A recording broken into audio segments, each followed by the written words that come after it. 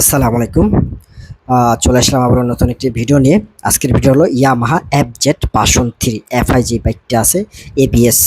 ঠিক আছে, এই বাইকটি মূলত আমরা সার্ভিসিং করব, তাই সার্ভিসিং করার আগে আমরা বাইকটা সম্পূর্ণভাবে চালায়া দেখে এখন বাইকটা আমরা উপরে উঠাইছি। উঠানোর পরে সম্পূর্ণ বাইকটি আমরা পার্টে পার্টে খুলবো। খোলার পরে আমরা বাইকটি সার্ভিস করব এবং যা লাগবে ওটা আমরা চেঞ্জ করে দিব। এখন আমি আপনাদেরকে এয়ার ফিল্টারটা দেখাই। সর্বপ্রথম এয়ার ফিল্টারটা যেহেতু খোলানো হয়েছে, এয়ার ফিল্টারটা দেখেন একেবারে ভয়াবহ অবস্থা।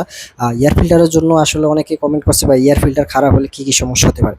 একটা বাইকের এয়ার ফিল্টার হলো খুব গুরুত্বপূর্ণ জিনিস, এটা অনেকেই জানে না।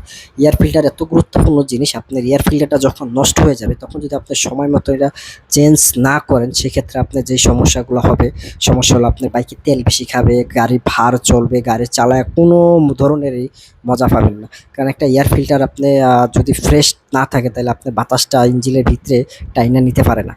সেই ক্ষেত্রে আপনি বাতাসের বদলে তেল বেশি খায়, তখন ওই এয়ার ফিল্টার নষ্ট হলে তেলটা অবশ্যই বেশি খাবে। কারণ আপনারা সবসময় চেষ্টা করবেন একটা এয়ার ফিল্টার 4 থেকে 5 হাজার কিলোমিটার চালাবেন।